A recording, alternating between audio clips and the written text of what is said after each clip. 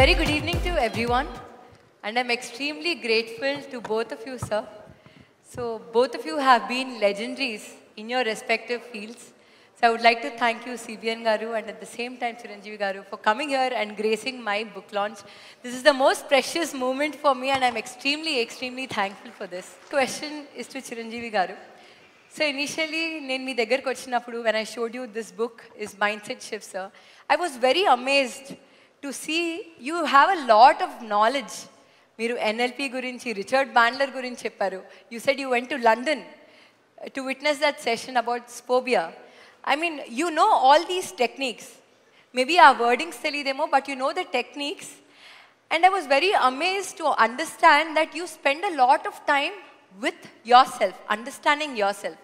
So how important has been that spending time with yourself? And దాని వల్ల అసలు ఎలాంటి ఉపయోగం ఉంది?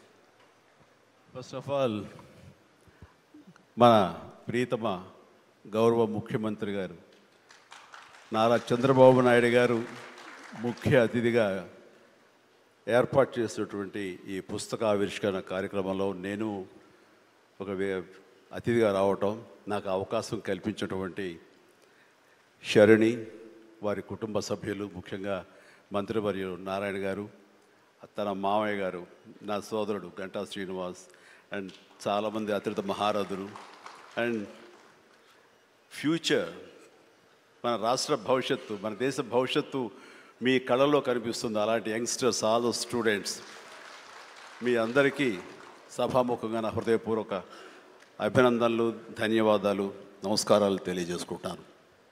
It's a great opportunity to be here one amongst you all. ఇలాగా శరుడి ఇంటికి వచ్చినప్పుడు ఒక బుక్ రాశాను.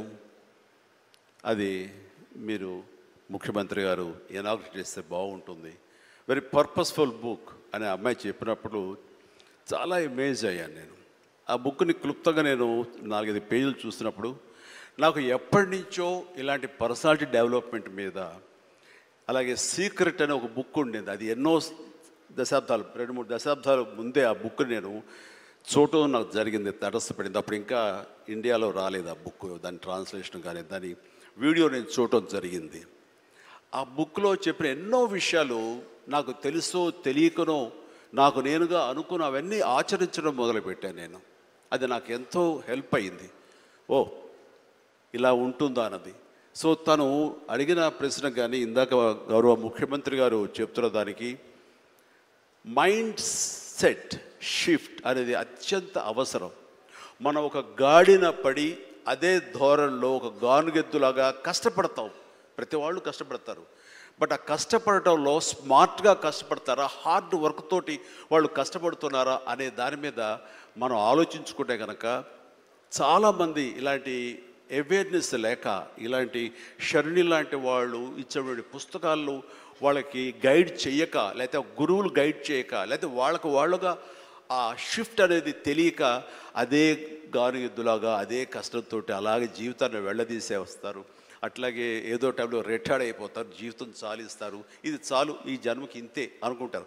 అది కరెక్ట్ కాదు. మైండ్ షిఫ్ట్ చేయటం మూలంగా కష్టపడే మనస్తత్వం ఉంటే నీ ఇష్టమైనటువంటి ప్రొఫెషన్లో కనుక నువ్వు ఉండగలిగితే ఆ రాణింపు, ఆ వెళ్ళే హైట్స్ అది వేరే. అంటే ఉదాహరణకి నేను చెప్పుకుంటే నా గురించి సాదాసీదా కుటుంబంలో పుట్టి ఒక మామూలుగా ఒక డిగ్రీలో యావరేజ్ మార్కులతో చేసిన తర్వాత ఏం చేయాలి, ఎలా చేయాలి అని అనుకుంటే నా తల్లిదండ్రులు నన్ను గైడ్ చేసేంత నాలెడ్జ్ కూడా వాళ్ళకి లేదు. అలాంటి టైంలో నాకు అనిపించింది, నాకు చిన్నప్పటి నుంచి ఇంట్రెస్ట్ యాక్టింగ్. 10th క్లాస్ చదువుతున్నప్పుడు ఒక డ్రామా వేశాను, బెస్ట్ యాక్టర్ వచ్చింది. కాలేజ్ డేస్లో ఇంకో డ్రామా వేశాను, అది బెస్ట్ యాక్టర్ వచ్చింది. అది documented, it's that full proof. So నాకు అనిపించింది, ఓహో మనలో గొప్ప నటుడు ఉన్నారనమాట, మనం కనుక ట్రై చేస్తే సినిమా ఇండస్ట్రీలో ఒక లెవెల్లో ఉండొచ్చు అనమాట. ఎందుకు వెళ్ళకూడదు మనం సినిమా ఇండస్ట్రీకి అని అనగానే ఎవరితో మాట్లాడినా సరే ఏ సినిమా ఇండస్ట్రీ తక్కువ అనుకుంటున్నావా, నీకు తెలిసిన వాళ్ళు ఉన్నారా, నువ్వు వెళ్ళగానే పెద్ద గొప్ప అందగాడివా, నేను వెల్కమ్ చేసేస్తారా అంటూ అందరూ నెగిటివ్గానే అనేవాడు. అదే సహజం, ఎందుకంటే ఇండస్ట్రీకి వెళ్ళి పాడైపోయిన వాళ్ళు అధిక సంఖ్యలో కనబడుతున్నప్పుడు నేను ఎక్కడో లింగులు ఇటుకుమంటూ నర్సాపురం మొగల్తూరు ఆ ప్రాంతం నుంచి నా వెళితే కనుక ఎంకరేజ్ చేసే భలే ఉన్నారో వెళ్ళరా అనేవాళ్ళు ఎందుకు ఉంటారు. కానీ లోపల నా తపన అంతా ఖచ్చితంగా వెళితే వెళ్ళాలి అనిపించింది. అదే విషయం అమ్మా నాన్నలు చెప్పాను. నేను మైండ్ షిఫ్ట్ గురించి మాట్లాడుతున్నాను. అమ్మా నాన్నలు చెప్తే నువ్వు వెళితే నీకు ఇంట్రెస్ట్ ఉంటే వెళ్ళు, కానీ ఏదైనా జరగచ్చు, రేపు పొద్దున నువ్వు రాణించవచ్చు రాణించకపోవచ్చు. అలాంటి పరిస్థితిలో టైం వేస్ట్ కాకుండా ఇంకో కోర్స్ కూడా చేస్తే నువ్వు చెన్నై వెళ్తానంటున్నావు, నీ ఫిలిం ఇన్స్టిట్యూట్ ట్రైనింగ్తో పాటు ఇంకో కోర్స్ కూడా చేస్తే బాగుంటుంది కదా, సపోజ్ ఇది రాణించలేదు ఇంకో దాంట్లోకి వెళ్తావు, టైం వేస్ట్ కాదు అంటే వాళ్ళ మాట కాదలేక ఏమో బొమ్మ పైకి సిరితే కాయిన్ బొమ్మ పడవచ్చు బొలుసు పడవచ్చు, జీవితంలో ఏది మనం ఊహించి చెప్పలేం అనే ఉద్దేశంతో నేను ఏం చేశానంటే ICWI institute of cost accountants and works of India, ఇది ఎగ్మూర్లో ఉంటుండేది చెన్నైలో. అక్కడ నైట్ కాలేజీ చేస్తూ పగలంతరేమో ఫిలిం ఇన్స్టిట్యూట్లో ట్రైనింగ్ తీసుకుంటూ అలాగా 2 జోడు గుర్రాల స్వారీ లేదా 2 పడవల మీద ప్రయాణం చేయడం ప్రయత్నం చేశాను. కానీ ఎక్కడో నాకు ఇష్టం లేనిది అంతంత మాత్రంగా తప్పదని చేయబడ్డటువంటి ICWI కోర్స్ మీద నాకు నిరాశకత కలిగింది. దాన్ని నెమ్మదిగా దానికి తెలియదుకాలు ఇచ్చేసి వదిలేశాను. ఆ తర్వాత ఫిలిం ఇన్స్టిట్యూట్లోనే నేను ఏమైనా చేయాలి, చావో రేవో బతుకో చావు ఇక్కడే ఉండాలి, మనం ఇందులో చేయాలి. ఎప్పుడైతే నేను ఒక డెసిషన్ తీసుకున్నానో నన్ను నేను ప్రూవ్ చేసుకోవడానికి నేను కష్టపడి పనిచేయాలి, నేను ఇందులో సాధించాలి, ఏమైనా అయ్యి తీరాలి అంటూ చాలా స్ట్రాంగ్గా నేను అనుకున్నాను. లేకపోతే నాకు జీవితం లేదు అనుకున్నాను.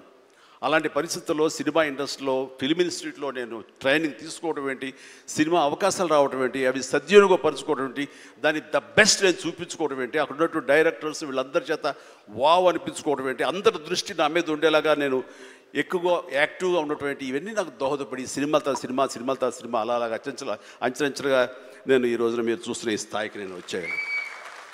ఇక్కడ ఏంటంటే ఏమైనా సరే 2 చేద్దాం, ఏమో జీవితం ఏమవుతుందో అనే అభద్రతా భావంతో ఉండే కంటే కాదు, ఖచ్చితంగా అనుకుంటే సాధించవచ్చు, నాలో టాలెంట్ మీద నాకు నమ్మకం ఉంది, నేను సాధించగలను, కాబట్టి అది వద్దు అనుకుంటూ మైండ్ షిఫ్ట్ చేసుకుని దీని మీద ఫోకస్ పెట్టాను సరే, అక్కడ నేను సఫలీకృతునయ్యాను. అదే శరాణి చెప్పేది. ఎక్కడ డౌట్ ఉండకూడదు. ఆ ప్రొఫెషన్ నీకు ఇష్టమైన ప్రొఫెషన్ అయ్యి ఉండాలి, దాని మీద నువ్వు ఇంట్రెస్ట్ పెంచుకోవాలి, అది సాధించడానికి కష్టపడి పనిచేయాలి, ఒళ్ళొంచి పనిచేయాలి, అది కూడా స్మార్ట్గా పనిచేయాలి. వీటన్నిటితో పాటు మన వ్యక్తిత్వం, మన బిహేవియరు, మన మంచితనం ఇవన్నీ కూడా యాడెడ్ ఫ్లేవర్, అది చక్కటి అందాన్ని ఇస్తాయి నువ్వు వెళ్తున్న ఈ బాటలో. అది చాలా ఇంపార్టెంట్. చాలామంది అత్యున్నత స్థానానికి వెళ్ళిపోతుంటారు, కానీ క్యారెక్టర్ లేకపోతే వాళ్ళు ఎంత ఎత్తుకెళ్ళినా సరే సర్లే పెద్ద చేసేలే అని అంటారు.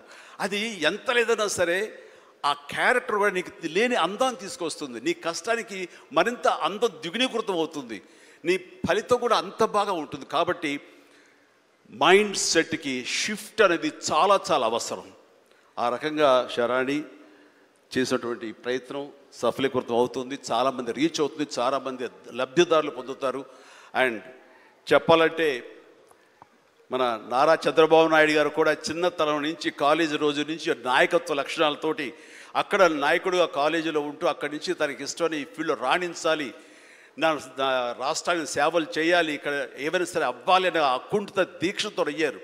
ఆ రోజున రామారావు గారు ఉంటారని ఆయన పాలిటిక్స్కి వస్తారని కాదు, ఆయనకు మీద నమ్మకం. ఆయన అట్లా ఏ మారుమూలు ఉన్నా నేను ఎట్లయితే యాక్టింగ్ మీద నా నమ్మకంతో నేను ఎలా ఉన్నానో అలాగే నాయకత్వ లక్షణాలతో పాలిటిక్స్లో రావాలి, రాణించాలి, ఇతోధికంగా ఎంతో సేవలు చేయాలని అనుకున్నారు. కాబట్టి నాయకుడిగా, స్టూడెంట్ నాయకుడిగా, విద్యార్థి నాయకుడిగా ఉన్న ఆయన పాలిటిక్స్లో రావడం ఏంటి అనుకోని పరిస్థితుల్లో అవకాశాలు వస్తే వాటిని చేజిక్కించుకుని వాటిని ఆసరాగా తీసుకుంటూ అంచెలంచెలుగా ఎదుగుతూ ఈ రోజున మనం చూసేటువంటి అద్భుతమైనటువంటి ఒక మహానాయకుడిగా ఎదిగారు. ఆయన దిశానిర్దేశంలో, ఆయన నాయకత్వంలో హైదరాబాద్ దగ్గర నుంచి ప్రతి నగరం, అంటే ఫస్ట్ ఇండియాలో ఆఫ్టర్ బెంగళూరు మళ్ళీ అలాంటి ఐటీ నగరంగా, అంటే ఎంత విజనరీ అంటే ఫ్యూచర్లో ఇది డెఫినెట్గా ఈ రోజున మనం అనుకుంటున్నాం డిజిటలైజేషన్, ఆ రోజున అంత ఉధృతంగా లేదు. అలాంటి దాన్ని అయి తీరుతుంది ఆయన అన్నారే, ఆయన మైండ్ సెట్ ఆ రోజు అలా షిఫ్ట్ చేసుకుని దానికి కట్టుబడి ఉన్నారు కాబట్టి ఈ రోజున ఐటీలో కానివ్వండి, అతను డిజిటలైజేషన్లో కానివ్వండి, ఇదిగో ఈ రోజున ఏఐలో కానివ్వండి, ఆ స్థాయికి వెళ్ళటానికి నాంది పలికినటువంటి పాయనీర్ మన చంద్రబాబు నాయుడు గారు. సో ఇలాంటి నాయకుల మైండ్ సెట్ షిఫ్ట్ అవ్వడం అన్నది ఎంతగా అభివృద్ధిలోకి ఎంత ఇదిగా ఉందో మనం తేటతెల్లంగా చూస్తున్నాం. కాబట్టి it's a wonderful subject Sharini. I do appreciate all the very best. Thank you so much, sir. Sir, I want to know from you, do you have any thoughts that have transformed into habits? And if you do, how is it useful in your life? మనం అందరం కూడా తెలిసి కానీ తెలియకుండా కానీ కొన్ని leadership qualities buildup చేసుకుంటాం. ఇప్పుడే చిరంజీవి గారు చెప్పారు, ఆయన లైఫ్లో ఒక యాంబిషన్, అది ఒక సంకల్పం. ఆ సంకల్పమే నేను నటుడు కావాలి అనే సంకల్పం ఆయన మైండ్లో పడింది.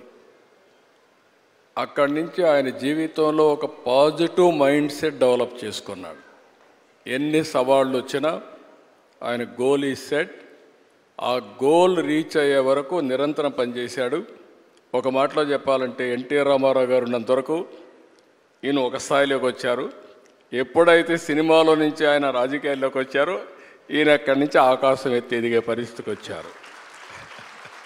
అంటే దానికి కారణం ఏంటంటే ఒక మహానటుడు ఉన్నాడు, అప్పుడే నటుడుగా ఉన్నాడు.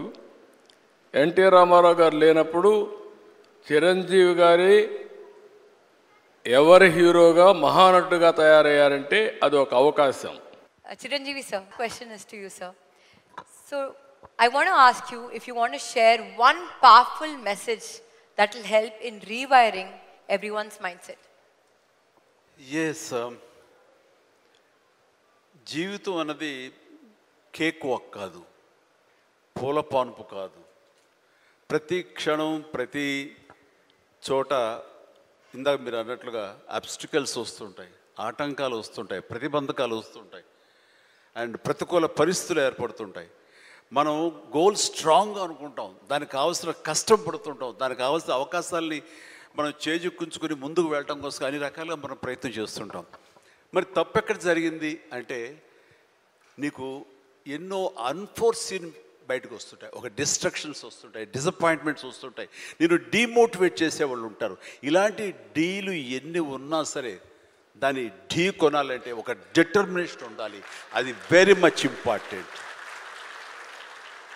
అంటే బెదరకూడదు, మన ధ్యేయం చెక్కు చెదరకూడదు, అకుంఠిత దీక్షతోటి ముందుకు వెళుతూ ఉండాలి. నా విషయానికి వస్తే కనుక నేను వచ్చిన కొత్తలో డెఫినెట్లీ నన్ను డిసప్పాయింట్ చేసిన వాళ్ళు ఉన్నారు. నేను హీరోగా ఎదుగుతున్న సమయంలో, హీరోగా 4-5 సినిమాలు చేస్తున్న సమయంలో కొంతమంది ప్రొడ్యూసర్స్ నన్ను ఒక తక్కువ స్థాయి రౌడీ వేషాల కోసం అడిగారు. కొత్తలుడు అని, కొత్తపేట రౌడీ అని, అలా మోసగాడని ఇట్లాగా అడుగుతుంటే పెద్ద పెద్ద హీరో, నేను ఒక పక్క నుంచి మంచి హీరో వేషాలు వేస్తున్నాను.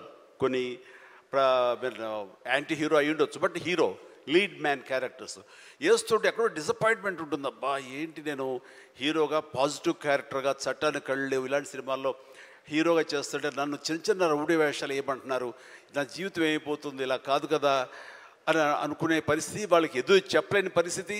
కానీ లోపల ఒకటే ధైర్యం, ఎన్ని వేషాలైనా వేయనివ్వండి, ఎటువంటి వేషాలు వేయనివ్వండి, నేను ఖచ్చితంగా అలాంటి వాటి కోసం ఎదురు చూస్తాను, అలాంటి ఖచ్చితంగా వస్తాయని ఒక దీక్ష, ఒక నమ్మకం నాకు. ఆ నమ్మకం నిలబెట్టింది. అండ్ ప్రేక్షకులు, నేను చిన్న చిన్న విలన పాత్ర 2-3 సార్లు సినిమాలు వేసినా సరే అందరూ కూడా చమక్కులా మరిచేవాడిని, ఆకర్షించుకునేవాడిని. ఇడెవడరా భలే చూస్తున్నాడు, శబాష్, నెక్స్ట్ పిక్చర్ ఎత్తుంది చేయాలి, అండ్ ఇతను సాంగ్స్ బాగా చేస్తాడు, ఈ సాంగ్స్ పెట్టి ఇతను హీరోగా చేయాలంటూ ప్రేక్షకుల చేత నేను మనల్ని పొంది, ప్రేక్షకులు సినిమా ఇండస్ట్రీలో ఉన్నటువంటి ప్రొడ్యూసర్ని, డైరెక్టర్ని నన్ను ఖచ్చితంగా పెట్టుకుని తీసేలాగా చేశారు. కాబట్టి ప్రేక్షక దేవుళ్ళకి ఎప్పుడు నేను రుణపడి ఉంటాను. అది నా ఒక అధ్యక్ష. నా కాన్ఫిడెన్స్ వాళ్ళని రీచ్ అయింది. నేను చెప్పుకోకర్లా, నువ్వు చేసే చిన్న పాత్రని పెద్ద పాత్ర వస్తే నువ్వు చేసే దాంట్లో నీ కన్విక్షన్, నీ యొక్క హావభావాలు, నీ హుషారు వాళ్ళని ఎక్కడో తెలియకుండా రీచ్ అవుతుంది. సైకిల్ కుర్రాడు అంటారు మనూరు పాండవులు, అది 5 మందితో పాటు నేను ఒక కుర్రవాడిని. వాళ్ళకంటే పెద్ద క్యారెక్టర్ నాకు లెంగ్త్ ఏమి లేదు, వాళ్ళకంటే స్ఫురద్రూపేం కాదు. కాకపోతే ఆ ఉన్న కొంచెంలో చముక్కలా మెరిసరికి, ఎవడరా భలే ఉన్నాడు, వీడికి లైఫ్ ఉంది రోయ్, అలాగా అనిపించుకోనంటే అది నన్ను నేను ప్రొజెక్ట్ చేసుకోవడం, నన్ను నేను ఆవిష్కరించుకోవడం, నన్ను నేను బెస్ట్ అనిపించుకోవడంగా ఉంది. నిరంతరం అదే థాట్తో ఉండి ఆ నమ్మకంతో ఉంటే ఖచ్చితంగా ఇలాంటి డీలు ఎన్నొచ్చా సరే ధీటుగా ఢీ కొట్టగలం. ఇది నేను చెప్తాను. అంటే ఇంకా ప్రధానమైన ఉదాహరణ చెప్పాల్సి వస్తే మహానాయకుడిని ఇక్కడ ఉన్నారు. అలిపిరి సంఘటనతో అక్కడి నుంచి పడి లెగిచి ఎంత డీమోటివ్ అయిపోవాలి, చావు తప్పి కన్నులు అట్టపోయినట్లుగా ఆ రోజున పరిస్థితి ఉన్నప్పుడు ఆ విజువల్స్ చూసి ఎక్కడ చెక్కు చెదరలేదు. ఆయన మానసిక స్థైర్యంతో ఉన్నారు. హాస్పిటల్కి వెళ్ళి ట్రీట్మెంట్ తీసుకుని వెంటనే మామూలుగా బయటకు వచ్చారు కానీ ఎక్కడ సరే బెసికారా, కొంచెం వెనక్కి తగ్గారా, ఆలోచన విధానంలో ఏంటిది అన్నారని ఏమీ లేదు. బ్రహ్మాండమైనటువంటి ఒక కన్విక్షన్ తోటి దీన్ని ఆయన ఎదుర్కొని నిలబడేటువంటి హీరో దాత్తత నేను ఆ రోజున చూశాను నాయుడు గారిలో.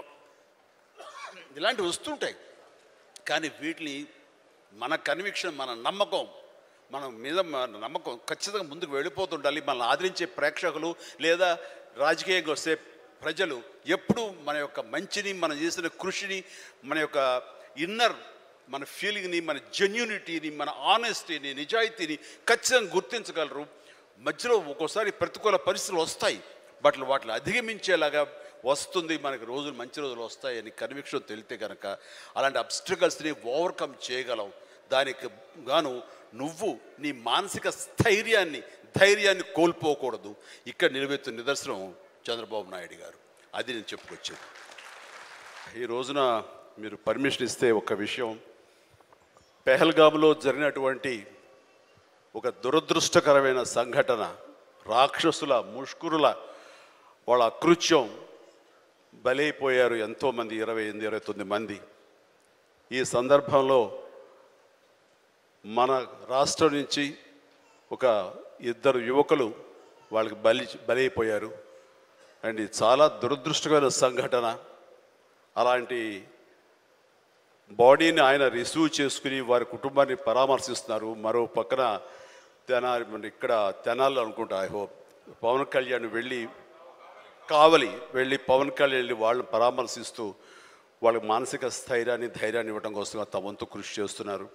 అండ్ వీళ్ళు చేసినటువంటి ఈ ప్రయత్నాన్ని మనస్ఫూర్తిగా నేను అభినందిస్తూ, అలాగే ఆ కుటుంబం 50 మందికి, అలాగే ఇతర రాష్ట్రాల్లో ప్రాణాలు అర్పించినటువంటి ప్రతి ఒక్కరికి హృదయపూర్వక నా కండోలెన్సెస్ని, సానుభూతిని తెలియజేస్తూ వాళ్ళ ఆత్మశాంతి చేకూరాలని సభాముఖంగా నేను కోరుకుంటున్నాను.